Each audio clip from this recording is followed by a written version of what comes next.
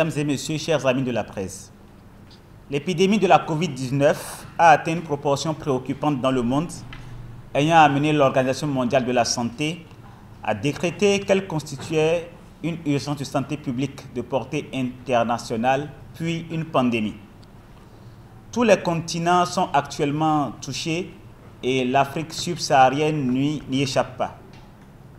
Dès le début de cette épidémie, le gouvernement a pris des mesures urgentes afin d'assurer la prévention et la préparation optimale du système de santé pour y faire face.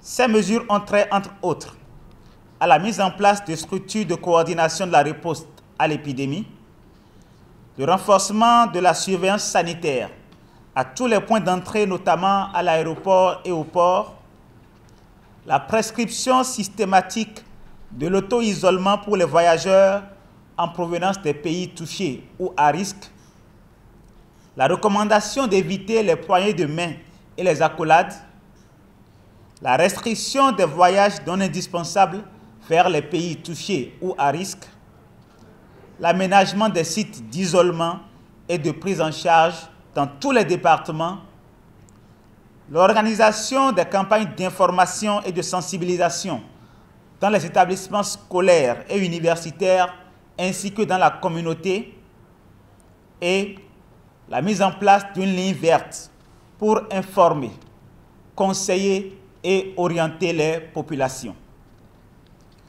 La confirmation le lundi 16 mars 2020 du premier cas sur le territoire national a amené le Conseil des ministres à se réunir en session extraordinaire sous la présidence effective de M. Patrice Talon, chef de l'État, chef du gouvernement, et à la suite des dispositions antérieurement mises en œuvre dans le cadre de la prévention de l'épidémie, le Conseil a pris les décisions ci-après, valables pour une période de 2 semaines pour compter du jeudi 19 mars à 0h. La limitation à l'extrême nécessité des entrées et sorties aux frontières terrestres de notre pays. Seules les traversées indispensables seront autorisées en liaison avec les autorités des pays voisins. Des mesures de renforcement du contrôle seront appliquées pour la mise en quarantaine systématique de toute personne suspecte ou qui tenterait de contourner le dispositif. La restriction de la délivrance des visas d'entrée au Bénin, la mise en quarantaine systématique et obligatoire de toute personne venant au Bénin par voie aérienne. En conséquence, le gouvernement a décidé de la réquisition d'1 millier de chambres d'hôtel à cette fin. Les frais de quarantaine des nationaux seront assurés par l'État, tandis que les non-nationaux supporteront par eux-mêmes les dits frais.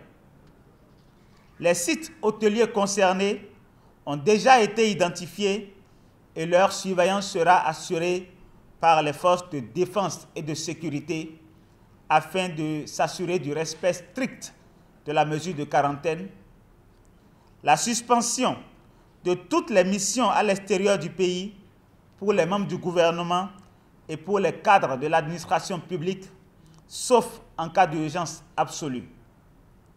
Les structures et les personnes du secteur privé sont invitées à observer la même prudence. La suspension de toutes les manifestations et tous autres événements non essentiels à caractère sportif, culturel, religieux, politique et festif. La suspension des préparatifs du pèlerinage à la Mecque en cohérence avec les dispositions prises par les autorités saoudiennes. L'obligation pour les transporteurs en commun de doter leurs employés ainsi que les passagers en masques ou bavettes appropriées et de respecter les distances de sécurité sanitaire entre occupants.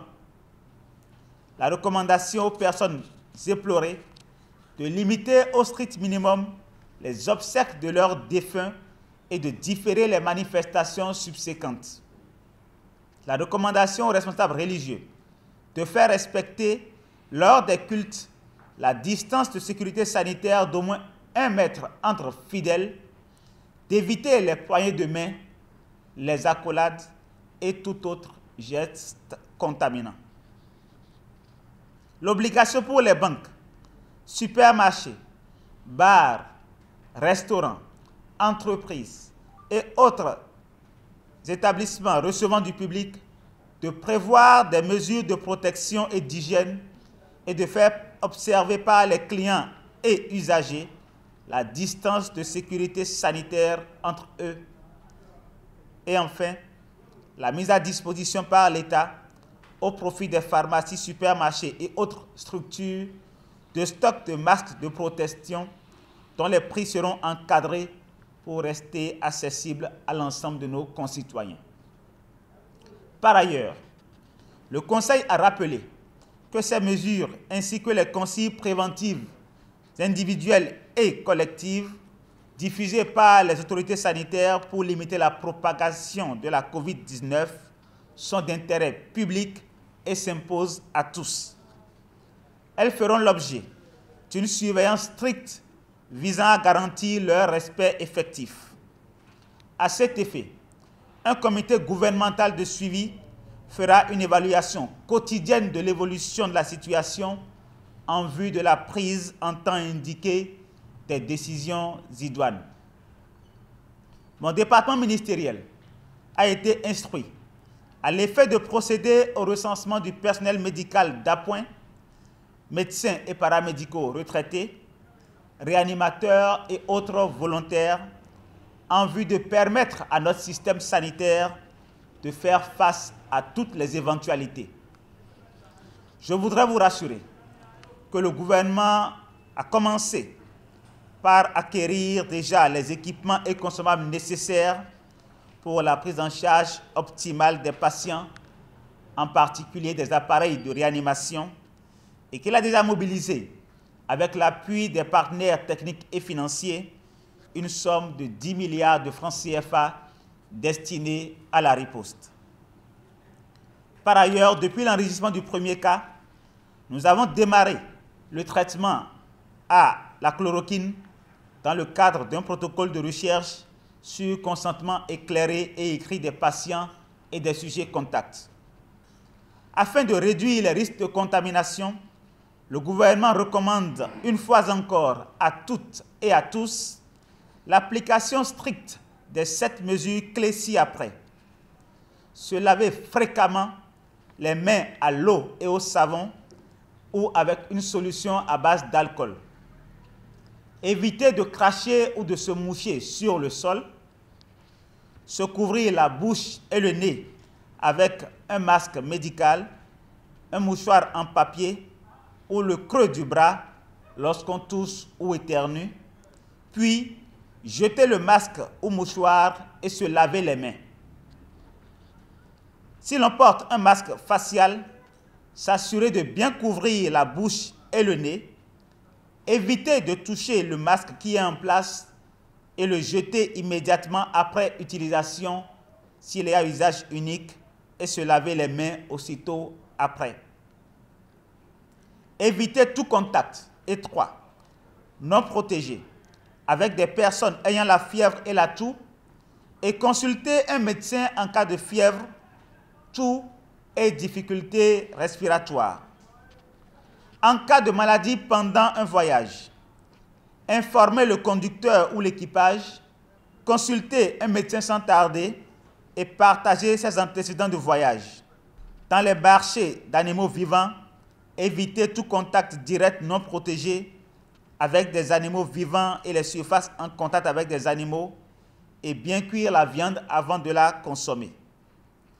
Par ailleurs, j'invite toute personne revenue récemment d'un voyage dans un pays à risque, notamment au cours des 2 dernières semaines, à observer strictement la mesure d'auto-isolement et dans le cas où il présenterait l'un des signes de la maladie, à appeler les numéros 95 36 11 02, 95 36 11 04 du SAMU pour être pris en charge avec diligence.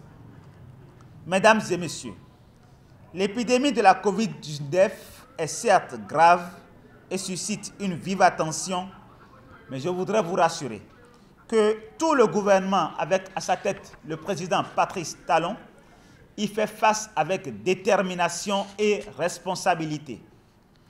Toutefois, pour être totalement efficace, cette réponse nécessite la contribution de tous, le respect des directives par tous, l'application sans faille des mesures de prévention pour nous protéger nos proches et notre pays.